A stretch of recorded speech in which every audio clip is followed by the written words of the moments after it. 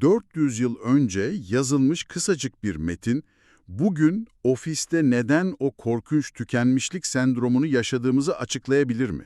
Ya da sosyal medyada bir gecede nasıl ve neden iptal edildiğimizi. Kesinlikle, yani kelimesini kelimesine açıklayabilir mi diyoruz ve elimizde Francis Bacon'a ait inanılmaz sarsıcı bir kaynak var. Gerçekten de sarsıcı bir metin bu. Ve bugünkü derinlemesine incelememizin misyonu tam olarak şu: herkesin daha özgür olmak, daha rahat etmek için güç peşinde koştuğu bu modern çağda gücün bizi nasıl esir aldığını çözmek.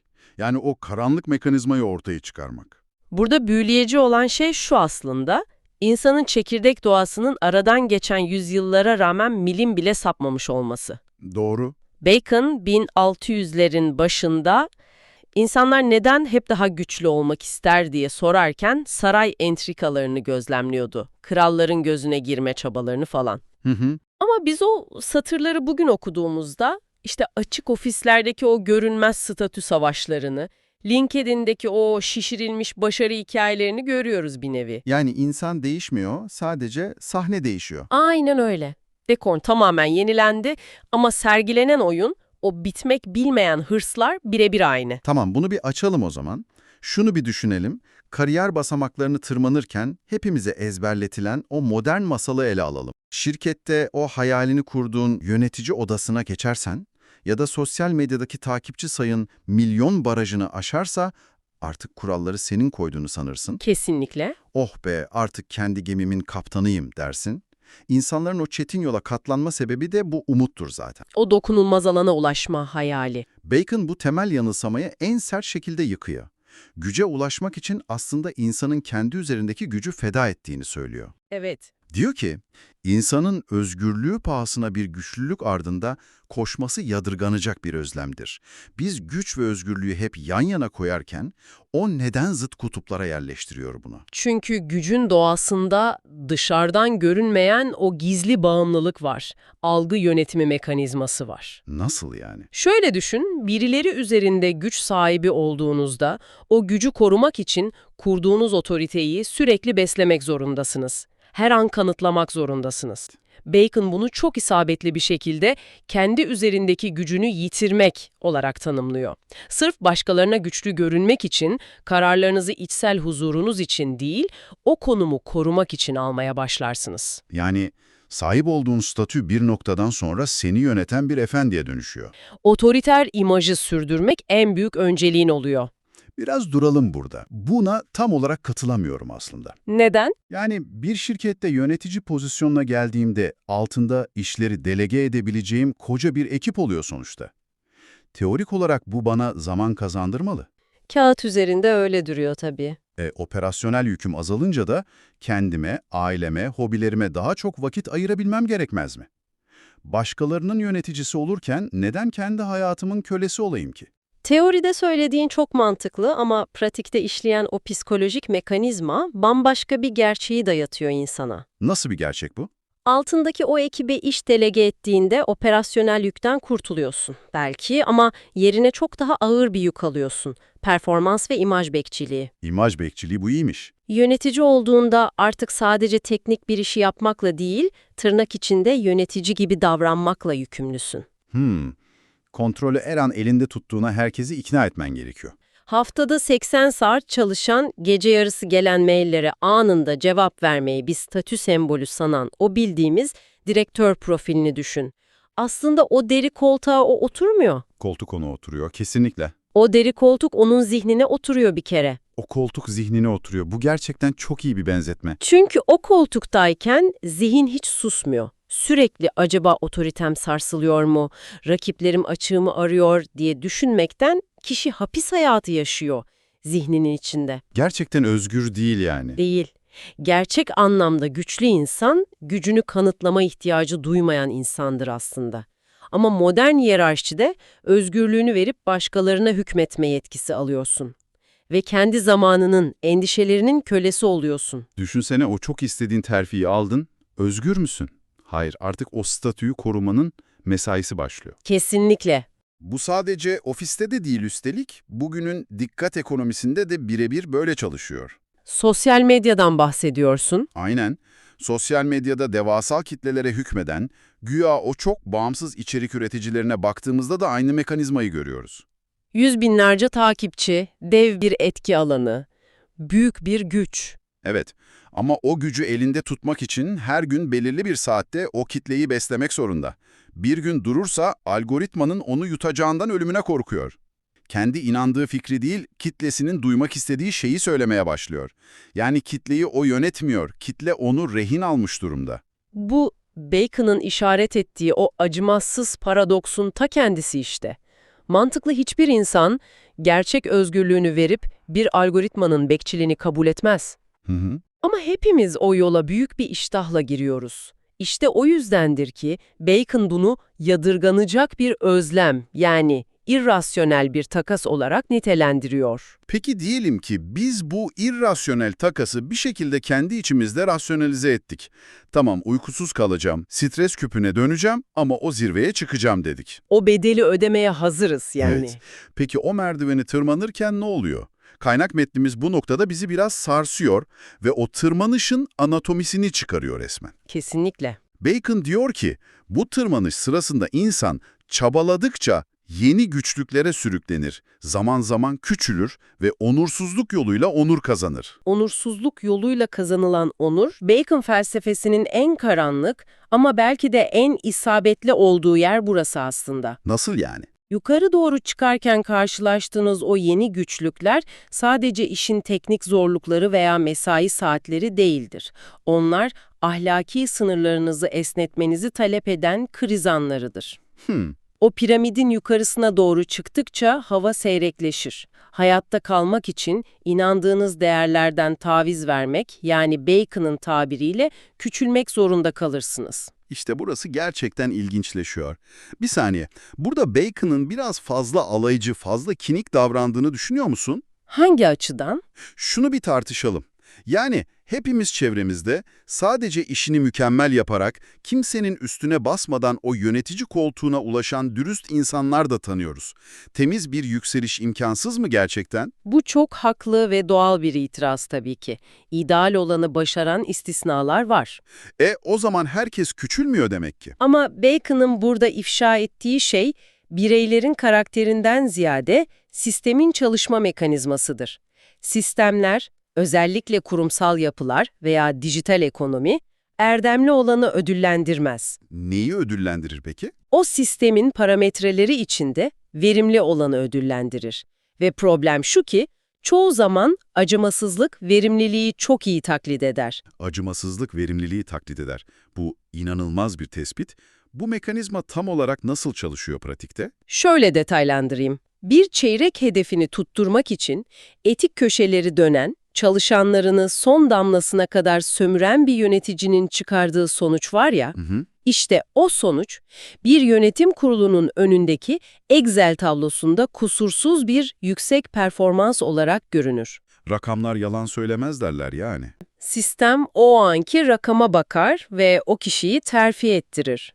Uzun vadeli hasar, yani toksik bir ofis kültürü veya zedelenmiş itibar yıllar sonra ortaya çıkar. Ama o kişi o zamana kadar çoktan o tırnak içindeki onurlu makamı kapmış olur. Kesinlikle. Bacon'ın onursuzluk yoluyla kazanılan onur dediği budur işte. Bu çok çarpıcı. Sosyal medyada da clickbait dediğimiz taktikler falan var. Onları düşünelim. Birebir aynı mantık. Tıklanmayı arttırmak için kasten toplumu kutuplaştıran, en ilkel öfke duygularına hitap eden içerikler üretmek filan. Bunlar etkileşim sayılarını roket gibi uçuruyor sonuçta. Platformların algoritmaları için bu devasa bir başarıdır. Size görünürlük verir. Ama o görünürlük aslında etik bir düşüşün, entelektüel bir küçülmenin sonucudur. Ve sanırım işin o ağır psikolojik yükü de tam olarak bu noktada, o çelişkide başlıyor. Kağıt üzerinde o onuru alıyorsun, LinkedIn'de o parlak duyuruyu yapıyorsun, Binlerce insan da seni tebrik ediyor. ancak sen yalnız kaldığında, aynaya baktığında o noktaya gelmek için kendi prensiplerini nasıl çiğnediğini biliyorsun. O onursuz eylemlerle o makama ulaşmanın yarattığı çelişki insanı parçalar. Kesinlikle parçalar. Çünkü kazandığınız o statüye içsel bir liyakatle değil, sistemin açıklarını kullanarak ulaştığınızı bilirsiniz içten içe. Ve bu da bir tür paranoya yaratır herhalde. Hem de nasıl? Kendi başarınızın temelinde o tavizlerin yattığını bildiğinizde, yerinizi sadece o karanlık yöntemleri daha ustaca uygulayarak koruyabileceğinize inanırsınız. Yani ben böyle geldim, başkası da bana aynısını yapabilir korkusu. Çok doğru. Çevrenizdeki herkesin bir gün sizin kullandığınız o küçültücü yolları kullanıp sizi alaşağı edeceğinden korkarsınız, tırmanış insanı başka bir şeye dönüştürür. Yani başlangıçta o sistemden şikayet eden biri olsan bile zamanla o sistemin en acımasız dişlisi oluyorsun. En ateşli koruyucusu haline gelirsin. Peki tüm bu psikolojik erozyonu göze aldık diyelim. Kendi zamanımızı feda ettik, tırnaklarımızla kazıya kazıya o çok arzuladığımız zirveye ulaştık. En tepeye vardık. Artık güç bizde. Bütün o acılara değdi diyeceğimiz, rahat bir nefes alacağımız o an nihayet geliyor mu? Pek sanmıyorum. Bacon, metnin o soğuk finalinde zirvenin nasıl bir yer olduğunu anlatıyor. Diyor ki, yüksek görevlerin tabanı kaygan olur, buralardaki insanın sonu ya yuvarlanmak ya da en azından gözden düşmektir. Pek iç açıcı bir şey değildir. Gerçekten ürpertici bir isabetlik. Zirvenin fiziğini çok net bir metaforla kuruyor burada. Nasıl bir fizik bu? Zirve dediğimiz yer yapısı gereği son derece dardır bir kere. Orada sadece bir kişiye yer vardır. Ve o alan darlığının doğal bir sonucu olarak da tabanı her zaman kaygandır. Ama biz zirveyi hep sağlam bir dağ tepesi gibi hayal ederiz. Oysa zirveye ulaştığınızda aslında ters çevrilmiş bir sarkacın üzerine çıkarsınız. Ters çevrilmiş bir sarkaç, bunu biraz açar mısın? Tabii, normal bir sarkaç aşağıya doğru sallanırken eninde sonunda dengeyi bulur ya, Yerçekimi falan. aynen durduğu yer en güvenli noktasıdır. Ama zirve dediğimiz o makamlar ucu yukarı bakan ters bir sarkaç gibidir. Sizi orada tutan hiçbir doğal denge mekanizması yoktur. Sürekli bir efor gerekiyor yani. Sadece ayakta kalabilmek, o sarkacın devrilmemesini engellemek için bile bitmek bilmeyen mikro düzeltmeler yapmak zorundasınızdır. Rakiplerin hamleleri, piyasanın değişimi, En ufak bir rüzgarda gümbür gümbür devriliyorsun. kesinlikle. Yani zirvede dinlenmek, manzaranın tadını çıkarmak diye bir şey yok. Bugünün iptal kültürüne, o cancel culture dedikleri şeye baktığımızda Bacon'ın bu kaygan zemini kusursuz özetleniyor bence. Sadece 10 yıl önce atılmış tek bir düşüncesiz tweet yüzünden veya anlık bir kriz yönetimi hatası yüzünden o ters sarkacın nasıl devrildiğini görüyoruz. Milyarlık imparatorluklar bir gecede o uçurumdan aşağı yuvarlanıyor. O yuvarlanışın hızı da her zaman zirvenin yüksekliğiyle doğru orantılıdır aslında. Daha çok ses getiriyor. Bu önüne konulması tamamen aynı kaygan zeminin sonucudur. Çok acımasız gerçekten. İşin en sarsıcı yanı da Bacon'ın bunu anlatırken hiç süsleme yapmaması. Pek iç açılıcı bir şey değildir bu, diyerek o doğa yasasını önümüze koyuyor resmen. Ve o son cümlesinde o kaygan zemindeki yolculuğun iki olası sonu olduğunu söylüyor. Biri bahsettiğimiz o gürültülü yuvarlanmak, diğeri ise çok daha sessiz ve sinsi, gözden düşmek. Yuvarlanmanın, yani o manşetlere çıkan yıkımın ne kadar can yakıcı olduğunu anlıyorum. Güç elinden zorla alınıyor. Peki ya gözden düşmek, neden ilki kadar yıkıcı bir son olsun ki? Çünkü gücünü ve kimliğini o zirveye, o ünvana bağlamış bir insan için verilebilecek en büyük ceza nefret edilmek değildir. Nedir peki? Önemsizleşmektir. Gözden düşmek, usulca ve yavaş yavaş unutulmaktır. Artık kimsenin fikirlerine ihtiyaç duymaması, algoritmanın seni sessizce arkada bırakmasıdır bir nevi. Gürültülü bir düşüşte en azından hala hikayenin merkezindesin, değil mi? Herkes seni konuşur. Ama gözden düştüğünde o ahlaki tavizleri vererek ulaştığın sahneden tamamen silinirsin.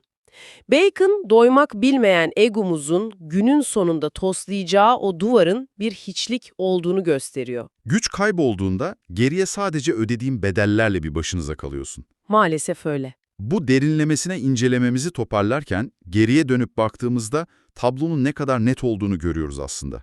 Bacon bize sadece 400 yıl öncesinin saraylarını anlatmıyor. Bugünün cam plazalarına, akıllı telefon ekranlarına ayna tutuyor. Adım adım gördük. İşin özünde tarihin her döneminin kendi piramitleri var ve biz insanlar o piramitlere tırmanmaya karşı inanılmaz bir zaaf taşıyoruz. Bu hiç değişmiyor diyorsun. Değişmiyor. Ancak bugün masaya yatırdığımız metnin öğrettiği en büyük ders, o tırmanışın doğasındaki illüzyonu görebilmek. Gücün bizi özgürleştirmeyeceğini kavradığımızda, oynanan bu oyuna dışarıdan bakma şansımız doğuyor. O aynaya bakmaktan korkmamak gerekiyor yani. Bizi dinlerken tüm bu süreçleri, o hayalini kurduğun terfileri zihninde tarttığına eminim. Sana sadece üzerinde derin derin düşünmen için kışkırtıcı bir final sorusu bırakmak istiyoruz. Eğer başkaları üzerinde güç kazanmak, kendi zamanın ve iç huzurun üzerindeki gücü kaybetmek anlamına geliyorsa, eğer o kaygan zemindeki ters sarkaçta düşmemek için verdiğin çaba seni özünden uzaklaştırıyorsa, belki de asıl büyük güç o zirve yarışına hiç katılmama özgürlüğünü seçebilmektir. Gerçek özgürlük, o çetin merdiveni tırmanmayı reddetmek olabilir mi? Kendi hayatındaki merdivenlere bir de bu gözle bak. Bir sonraki derin incelememizde görüşmek üzere.